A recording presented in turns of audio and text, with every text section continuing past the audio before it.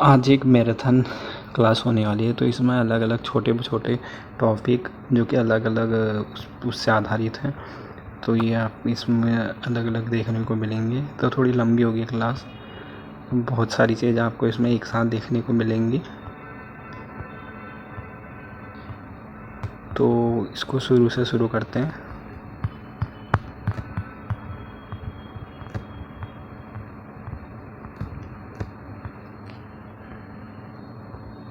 तो पहला है राज्य के प्रमुख दिवस। तो दिवस इनसे भी कई बार सवाल बनते हैं। तो 25 मई को राज्य जल दिवस हृदय सुमन के जन्म दिवस के रूप में मनाया जाता है। फिर उसके बाद 5 जुलाई को आप सभी जानते हैं हरियाली दिवस मनाया जाता है। और 25 जुलाई को वृक्षारोपण दिवस, ये भी हृदय सुमन के शहीद दिवस के रूप में मनाया जाता है। और 4 अगस्त को जड़ी बूटी दिवस हो गया। और 12 अगस्त को राज्य प्रेरणा दिवस हो गया है। प्रख्यात लोक गायक व कवि नरेंद्र सिंह नेगी जी के जन्म दिवस के रूप में इनको मनाया जाता है 12 अगस्त को। और 1 सितंबर को कुमाऊं दिवस हो गया, इस चीज़ की शुरुआत 2018 से हुई थी। और उसके बाद 2 सितंबर को गढ़वाली दिवस मनाया जाता है। इन दोनों की शुरुआत एक ही साथ हुई थी 2018 से। और 1 सितंबर को खटीमा कांड, ये आप सभी जानते हैं। 2 सितंबर को मसूरी कांड, ये भी आप जानते होंगे। और 9 सितंबर को हिमालय दिवस मनाया जाता है। 9 सितंबर 2010 को पहली बार मनाया गया था, जबकि 2014 से इसकी आधिकारिक शुरुआत हुई थी। और 10 सितंबर को उत्तराखंड गौरव दिवस, तो ये पंडित गोविंद बल्लभ पंत जी के जन्म दिवस के रूप में मनाया जाता है। और 17 सितंबर को जागर संरक्षण दिवस प्रीतम भरतवाण जी के जन्म दिवस के रूप में मनाया जाता है। और 19 सितंबर को उत्तराखंड साहित्य दिवस हरिदत्त भट्ट शैलेश की पुण्यतिथि के रूप में मनाया जाता है। और 2 अक्टूबर को मुजफ्फरनगर कांड हो गया और रामपुतरा कांड हो गया। और उत्तराखंड राज्य खेल हो गया फुटबॉल, 2011 में इसको घोषित किया गया था। और उत्तराखंड राज्य वाद्य यंत्र हो गया आपका ढोल हो गया, 2015 में घोषित किया गया था। और उत्तराखंड राज्य गीत ये उत्तराखंड देवभूमि मातृभूमि सत सत वंदन अभिनंदन। तो इसमें ये पूछा जा सकता है कि इसके लेखक कौन है। हेमंत बिष्ट। और गायक नरेंद्र सिंह नेगी व अनुराधा निराला हो गए। और राज्य इस गीत को 6 फरवरी 2016 को इसको घोषित किया गया था, तो तिथि याद कर लीजिएगा। और फिर उसके बाद है कुमाऊं मंडल और गढ़वाल मंडल में जिले जो बने आपके हैं, तो उनकी स्थापना वगैरह वो कब हुई थी वो देख लेते हैं। तो अल्मोड़ा 1891 में बना, नैनीताल दोनों एक साथ हो गया 1891, पिथौरागढ़ हो गया वो 1960 में, ऊधम सिंह नगर 1995 में, और बागेश्वर हो गया 1997। फिर चंपावत भी उसी के साथ 1997 में हो गया। और फिर गढ़वाल मंडल में पौड़ी 1840, देहरादून 1871 में मेरठ मंडल से अलग हुआ था। और टिहरी हो गया 1949 में, उत्तरकाशी 1960 हो गए, चमोली 1960, हरिद्वार 1988, ये सहारनपुर से अलग हुआ था। तो देहरादून आपका हो गया मेरठ से, और हरिद्वार आपका सहारनपुर से अलग हुआ था, ये याद कर लीजिएगा। और रुद्रप्रयाग 1997। फिर भौगोलिक विभाजन के अनुसार उत्तराखंड को 8 भागों में बांटा गया है। तो 8 भाग कौन कौन से ये याद कर लीजिए। गंगा का मैदानी भाग हो गया, तराई हो गया, भाबर शिवालिक हिमालय, दून तथा द्वार क्षेत्र हो गया, लघु मध्य हिमालय हो गया, और वृद्ध तथा महान हिमालय, और ट्रांस हिमालय, और गौरीकुंड चमोली। और ये चोटियाँ आ गई, कौन कौन सी चोटियाँ हैं, तो इनसे भी प्रश्न बनते हैं। तो केदारनाथ हो गया 6968 मीटर, चमोली और उत्तरकाशी। और कोलांका 6931 मीटर, चमोली। पंचाचूली 6904 मीटर, ये पिथौरागढ़ में हो गया। नंदाकोट 6861, चमोली पिथौरागढ़। हाथी पर्वत 6727 मीटर, चमोली में। देवस्थान 6678, चमोली। नंदा घाट 6674, ये चमोली में हो गया। नीलकंठ 6597, और घुंगटी 6309, ये भी चमोली। सरोवरवाणी 6252, चमोली। तो चमोली में ज़्यादा ही है आपके। और ये महान हिमालय की कुछ चोटियाँ हैं जो सबसे ऊंची वगैरह हैं, तो इनको देख लीजिए। टॉप 4 तो आपको याद होनी चाहिए। नंदा देवी पश्चिमी 7817 मीटर, और कामेट हो गया 7756 मीटर। नंदा देवी पूर्वी 7434 मीटर, और अब गामिनी 7255 मीटर, 7355 मीटर। और माणा हो गया 72 हो गया। और बद्रीनाथ 7140 मीटर हो गया। चौखंबा 7138, त्रिशूल 7120। तो इतने तो आपको याद होनी चाहिए। टॉप 4 ये 5 तक तो याद होनी चाहिए, तो बाकी ये देख लीजिएगा। और उत्तराखंड के प्रमुख पार्क, तो आजकल इनसे कई बार प्रश्न बन ही रहे हैं हर पेपरों में। तो कबक पार्क थैलिस गार्डन मुंशियारी में हो गया। और pollinator park Haldwani, moss garden Khurpatal, tulip garden Munsiyari, theme park Kandolia और बायोडायवर्सिटी पार्क हल्द्वानी हो गया। एक्वाप्रेशर पार्क ऋषिकेश और cactus park Dehradun, aromatic garden Surya Vatika Lal Kuan Nainital, herbal garden Maragaon Chamoli, arctic संरक्षण मंडल घाटी चमोली और फन संरक्षण केंद्र रानीखेत अल्मोड़ा, घास संरक्षण केंद्र रानीखेत द्वारसू और जंगल खेलिंग सेंटर रानीखेत और क्रिप्टोग्रामिक गार्डन देववन चकराता और हिमालयन स्पाइस गार्डन रानीखेत छौनी, palm garden Haldwani, dinosaur park Haldwani, crocodile park Khatima और रामायण वाटिका हल्द्वानी और astro park science city Haldwani 3 पानी। और फिर दूसरा है प्रमुख जड़ी बूटियाँ एवं संस्थान। उच्च स्तरीय पौध शोध संस्थान आपका श्रीनगर पौड़ी में हो गया। जड़ी बूटी शोध विकास संस्थान गोपेश्वर चमोली में हो गया। जीबी पंत हिमालयन पर्यावरण एवं विकास संस्थान कोसी कटामल अल्मोड़ा में हो गया आपका। वन अनुसंधान संस्थान देहरादून और केंद्रीय औषधीय एवं सुगंधित पौध संस्थान ये पंतनगर में हो गया।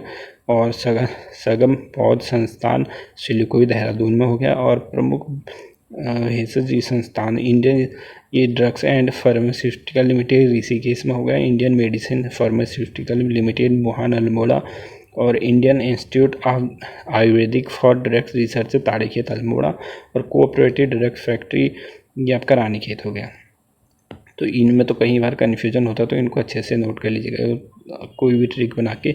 और प्रमुख औषधीय फसल है किलमोड़ी, दारू हरिद्रा और जर्सिक आँखों के रोग के उपचार के लिए प्रयोग होता है। और अमीस हिप्पोपी दवा उद्योग और सौंदर्य प्रसाधन में उपयोग होता है।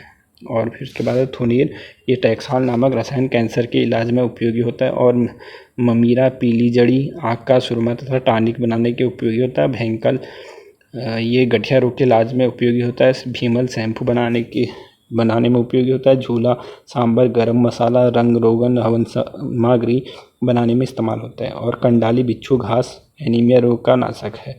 घिंगारू हृदय रोगियों के लिए लाभकारी है। अंद्रगुंडी सायोली पैचिस हैजा लीवर हृदय रोगियों के लिए लाभकारी है। उत्तराखंड में अनेक प्रकार की औषधीय फसलें उगाई जा रही है। बेलोडोना की खेती सर्वप्रथम 1903 कुमाऊं मंडल में शुरू की गई थी।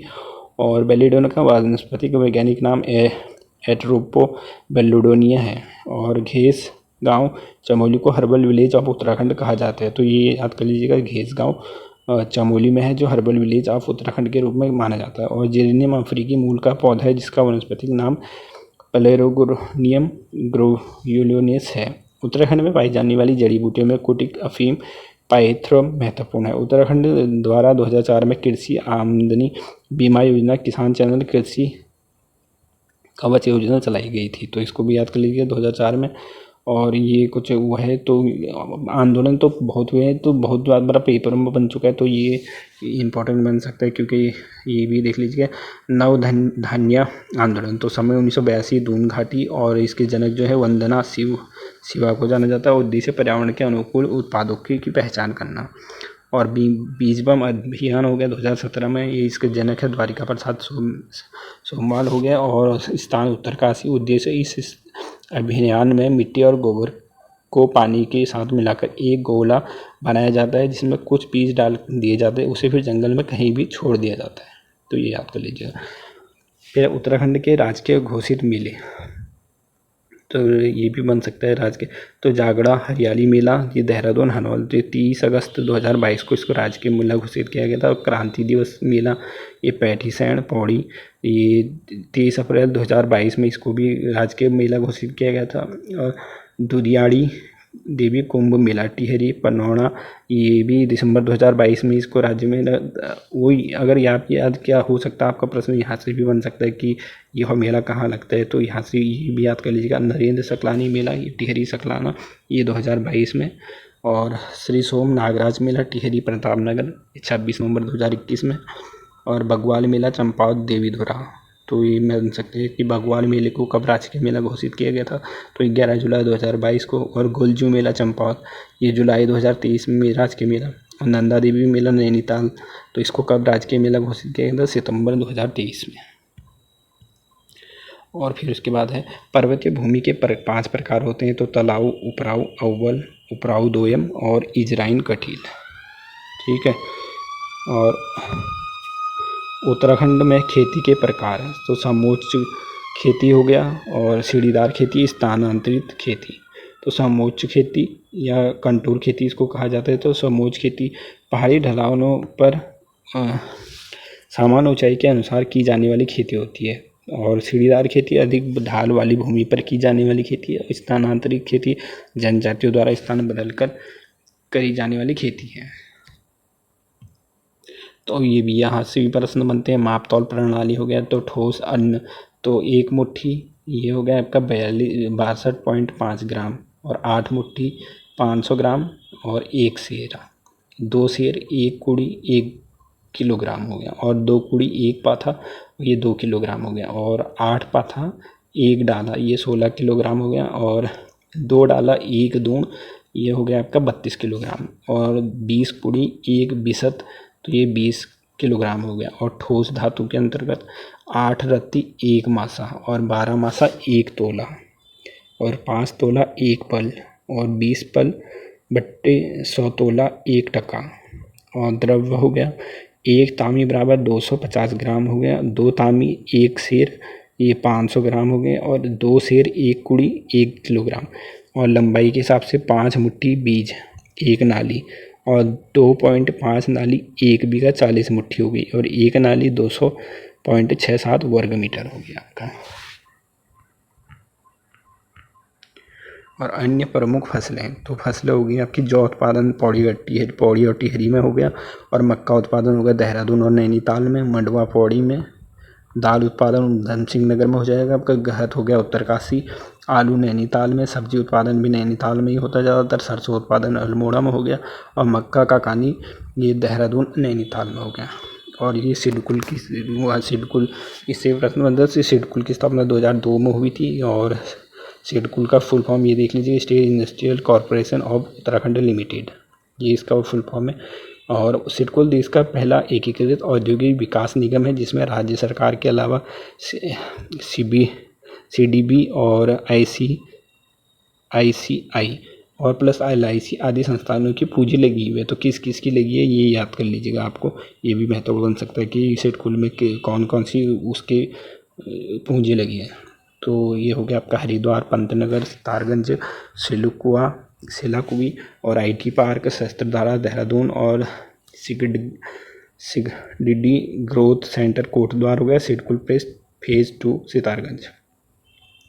फिर है सड़क परिवहन, तो Kumaon Motors honours union limited, तो इसकी स्थापना 1939 में हुआ था, जिसका मुख्यालय आपका काठगोदाम में हो जाएगा। और गढ़वाल मोटर्स यूनियन ये आपका स्थापना 1941 में, इसका मुख्यालय जो आपका कोटद्वार हो जाएगा। और 4 धाम मार्ग, तो 4 धाम मार्ग इनसे भी प्रश्न बनते हैं कि गंगोत्री कौन से नेशनल हाईवे पर है। तो पहले देख लेते हैं यमुनोत्री, तो यमुनोत्री जो पुराना तो खैर नहीं पूछेंगे, तो फिर भी अगर पूछ लिया ये भी याद कर लीजिएगा। जो पुराना था 94 में हो गया नेशनल हाईवे 94, और नया नेशनल हाईवे 134, और गंगोत्री नेशनल हाईवे 34, और केदारनाथ नेशनल हाईवे 107, और बद्रीनाथ नेशनल हाईवे 7। तो ये सरल है, देखो यमुनोत्री और गंगोत्री ये दोनों एक समान है ना, तो 134 हो गए, इधर भी 34 है और इधर भी 34 है। तो यमुनोत्री में थोड़ी सी लंबी शब्द है, ज़्यादा शब्द हैं, तो इस हिसाब से अब 134 कर लेना। 134 में 3 आगे, और गंगोत्री छोटा है तो 34 कर लेना। और केदारनाथ आपका हो गया, केदारनाथ ज़्यादा लोग जाते हैं ना, तो 107 हो गया, तो ज़्यादा इस हिसाब से कर लीजिएगा। बद्रीनाथ 7, तो इसको याद कर लीजिएगा। उत्तराखंड का सबसे लंबा राष्ट्रीय राजमार्ग NH7 है, जिसकी कुल लंबाई 402+30 किमी है। और प्रमुख हवाई अड्डे, जौलीग्रांट हवाई अड्डा तो देहरादून में हो गया, नैनी सैनी हवाई अड्डा पिथौरागढ़ में हो गया, चिन्यालीसौड़ उत्तरकाशी गौचर चमोली में हो गया, पंतनगर फूलबाग उधम सिंह नगर में हो गया, बाजपुर भी उधम सिंह नगर में होगा। बाजपुर का निर्माण कार्य स्विट्जरलैंड के संस्थान स्विस कनेक्ट के द्वारा किया जा रहा है। और वर्तमान में दून हवाई अड्डा सर्वाधिक संचालन में है, जिसे अटल बिहारी वाजपेयी हवाई अड्डे के नाम दिया गया है। तो अब इसका नाम चेंज हो गया, अटल बिहारी वाजपेयी हवाई अड्डा। फिर ये भी कुछ महत्वपूर्ण देख लीजिए तथ्य।